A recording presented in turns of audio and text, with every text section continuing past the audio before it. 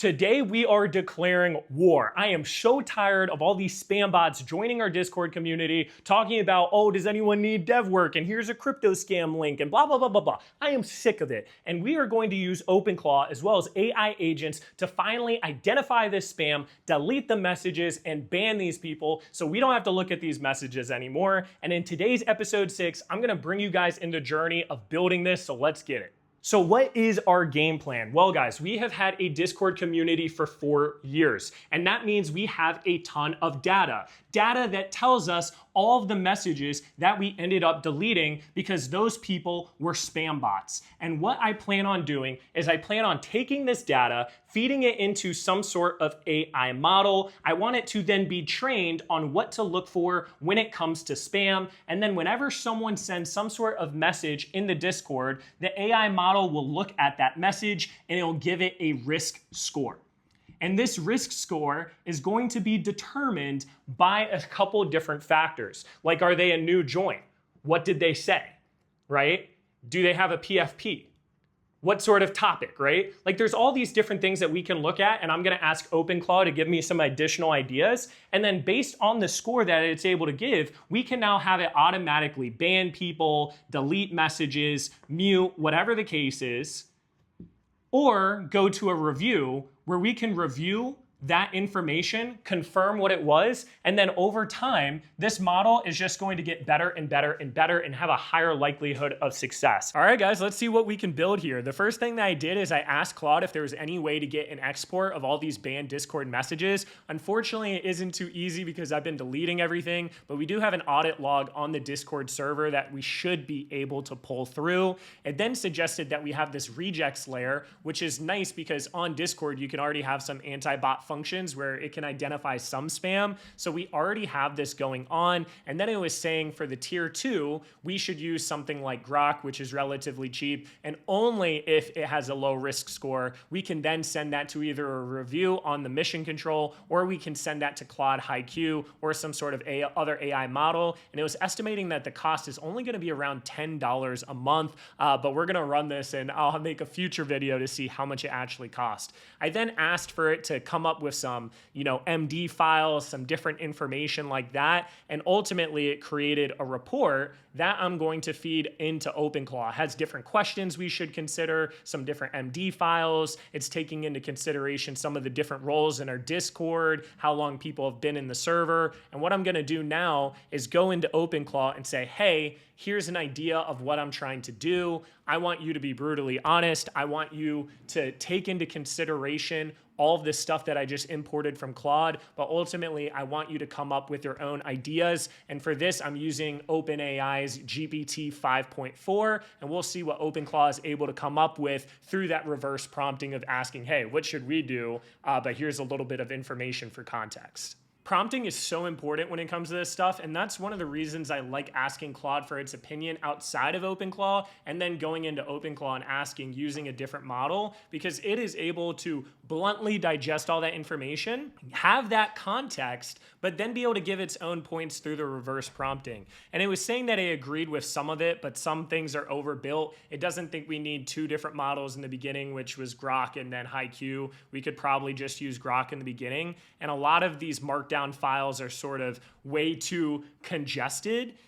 It was saying too for this V1 that we really need to focus on not auto banning right away and just feeding and training this model as much as possible. The last thing I do want is for the AI model to just ban a bunch of real members. So it did give some valuable points here where it's like, hey, let's not ban right away. Let's actually train this model. Let's feed it information. Let's have a setup in our mission control over here where we can review these different posts.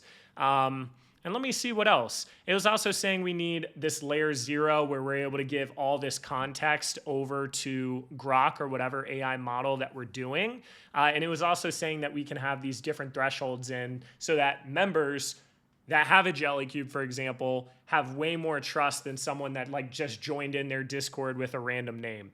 So pretty interesting stuff. It gave a ton of valuable information here. And a lot of it, from my perspective, I agree with it as well. And now I'm going to go in, answer some of these questions that it asked me about role structure, powers and actions, and then we'll build the V1 here. How I responded to these questions is I said, hey, we do have a couple roles that we need to trust here. I also agree that we don't want to ban people right away, but if there is a high confidence in the beginning, at least delete the message and mute it. And one of the things I wanted to do is I wanted to send it to a team channel where we say, hey, this person just got muted and the message deleted. Is this someone we need to ban? And then that way it can also go to my mission control where I can approve that this was in fact spam. And that way it can train and sort of learn better over time. And then ultimately I do want to get to that point where if it has over a 90% confidence, like, just ban that person, you know?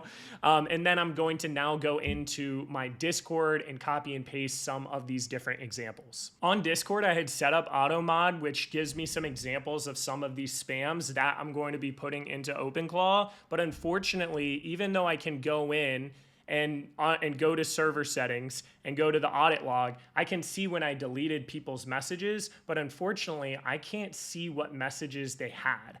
So really annoying. And I have these different bans, but once again, if you delete the message, you won't really be able to do anything with it. So yeah, something to take into consideration here. And that's one of the reasons we want to make this running audit log going forward. And then it also asked me for additional examples of scams, which I had asked Claude, hey, give me some examples I can feed in. And a lot of these I do end up seeing. So I'm throwing that in there as well. And then it asked me for the role ID and the channel ID in the Discord. I'm going to give this information to it, and then we'll build out the V1. One thing that I am slightly worried about is a lot of these different scams in crypto look similar-ish to people that are just genuinely posting about plays. Like, we want to make sure that if someone talks about ADA or Bitcoin or gold or NVIDIA, that they aren't getting flagged, banned, auto-modded, and stuff like that.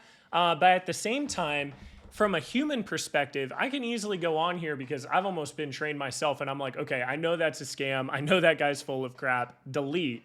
We essentially have to get that context from me and the moderators in our group and like now train the AI on that and have these different precautions in there. So if someone has been in there for a long time, like 6 months, and has been chatting a lot and has a jelly cube, like they cannot be on the same level as someone that just joined the Discord with a generic PFP and a random name on it. I also asked how much it thinks this would cost, and it says for 1,000 messages, it's likely only 10 cents to 50 cents. So if we're doing 5,000 messages a month, we're looking at potentially only 50 cents to $1 to have automatic AI spam detection, which, if this is true, this will be the best dollar a month that I ever spent. One of the things I like that it's building for this scoring model is it's taking into consideration the account risk, behavior risk, content risk, and a trust modifier. So roles are having an impact. How long have they been in the Discord, their usernames, their account history, their message history. I mean, it is taking into consideration a bunch of different factors to give that score, which is exactly what we needed to do. One of the interesting things that I didn't recognize right away is it is doing the rejects that Claude had recommended, and it's building out that code in a separate system. So it doesn't need to always call that Grok API. And that's why it's significantly cheaper, because you're not running everything through the API. You're only running the 10 to 20% that it isn't as confident about. And what's cool is Openclaw is able to build both of them, and the Guardian is the one that is going to be using the different AI model. So the non-AI checks is, do they have the different roles? How old is their account? When did they join the server? Message history, all these things like that. And then what happens is it'll go through Grok. Now, I still don't know, and Openclaw doesn't know, if Grok is going to be the best fit here. We're going to try out Grok for a while, and if a Grok doesn't work out too well, I'll be looking into some of these different Chinese AI models, a lot of which are super cheap. Maybe something like Kimi or Gwyn. I don't know. I have to look into those more. I haven't gotten into those much as of yet. So yeah, pretty cool. And then what it said is, hey, let's build a doc with all of this information in one place, and then it'll allow me to start building the V1 and get this implemented. Openclaw was able to pretty much one-shot the AI Guardian side of this, but now it needs me to configure the Discord bot. So I need to go on here, create a Discord bot, and then hook up that information to Openclaw, and then it can implement that local version, that local code that isn't running through the AI program. Creating the bot and adding it to Discord was pretty straightforward. I just followed the directions that Openclaw gave me, but one very important thing is, for whatever reason, Openclaw was trying to set this up as a public bot that anyone can talk to within the server of Jellycubes, thinking that this was maybe just DMing me in my own personal server or something ridiculous like that. So you have to be very careful, because there's a thing called prompt injecting, where if people can talk to your Openclaw agent, if you aren't setting things up correctly, they could figure out a way to talk to your agent and take your information. So be very careful about that. I had to go in and say, hey, this is not meant to talk to anyone. This is strictly for moderation, and now it's making those changes for me. Say hello to our new friend that protects the Jellycubes Discord from annoying spammers, Jelly number 4686. I've officially created the bot. I gave it the right permissions, invited it to the Discord, gave it the right role permission, and yeah, now it's ready to rock and roll. I just asked Openclaw what the next step should be now that the Discord bot is in there, and what it recommended was, let's do a shadow mode where over the next couple days we can monitor all of these different messages, flag them as spam, and put them into the team chat as well as my mission control, and then that way we can see that this is working properly before we just start deleting a bunch of messages and stuff like that. I asked Openclaw to also make a framework for my mission control, so you can see there's this new Guardian tab up here, and I love how I keep adding all these different tabs. It's just fun seeing these new things come to life. I have not messed with any of the UI UX on this, and it looks like there's a decent amount of work to do, but it has created some of these logs. I'm gonna have to do the top tags, top rules. It also has a pending review queue, training examples, stimulate event, has all the different scans that ends up happening when Grok gets called. All right, so Openclaw just finished doing all the code, and it gave me an expectation of the next 2 days while it's in the shadow mode. Anytime there is a spam alert, it is going to go to our team channel. It's going to say what it would have done, what the trust and score risk, what triggered the rules, the message snippet, all this valuable information. And it's also going to go over here to the mission control. And then I'm going to see how this runs for the next day or two, and then update you guys in this video. You get to fast forward me patiently waiting to see if this Jelly bot works properly, and hopefully it does. Before going to bed, I figured I'd have it do a full-on audit and test everything, and it came back looking good, but then it asked me if I could do a fake message to see if it would trigger. So I went in here and I said, does anyone need a dev? I build Discord bots and websites, DM me. And what's cool is on mission control, it was able to find this immediately. So as soon as that message sent, it automatically went as a shadow alert, and it said that it would have deleted this and done a 12-hour timeout, as well as some of the different things that it flagged, and it gave a very high confidence that this is low trust spam/scam pattern. So pretty insane. And then I hit the confirm button, and now it knows that that was a registered spam, and this is training the model to get better and better over time as more data comes in.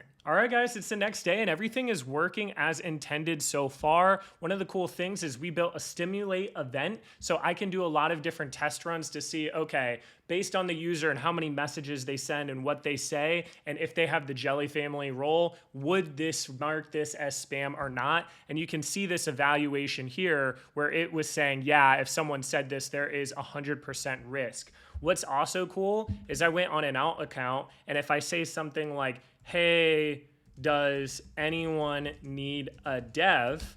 What this should do is it should immediately flag and go to the mission control as well as the team chat. Now, this is what's insane. While I was recording this, it literally sent this within 1 second. It was able to read that message and go to our team channel where we can see the different risk. And then on top of that, it goes over to this mission control, which let me just do a little bit of a refresh here. And we should be able to see this on our mission control. There we go. So now I can confirm that this is suspicious, and now this is training the system. And all this is able to happen completely in real time, which is absolutely dope. Now, the only thing that I didn't pick up, and I've been asking people in our community to send me different spam messages, is this guy did a much longer message where he's like, hey guys, I'm a senior AI stack.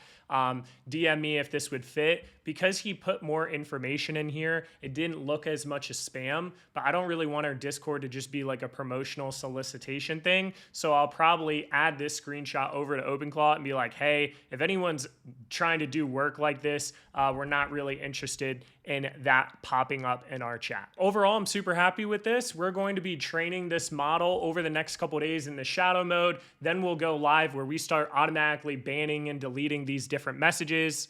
And what I'll do is in a month from now, I'm gonna make another video going over its performance and just overall optimizations. And there's a world where I even make this into a product. So if this is something that you guys are interested in, once we get a lot of data and we train this model, maybe we'll make this bot available for everyone for free or charge something small like $5 a month or something like that. So stay tuned and make sure you're in our free Discord Jelly Cubes because I'm gonna be documenting it over there as well. I hope that you guys enjoyed this video and I can't wait for this AI model to continue to identify spam and get so good, like over 99% success on this. And on top of that, I plan on adding even more features within the Jelly Cubes Discord to make it the most AI integrated Discord out there. So stay tuned to the journey. I have some really cool ideas for it. And if you aren't already in our free Discord community, Jelly Cubes, we go over AI stuff, investing stuff, and I'd love to have you in there and catch you guys on the next one.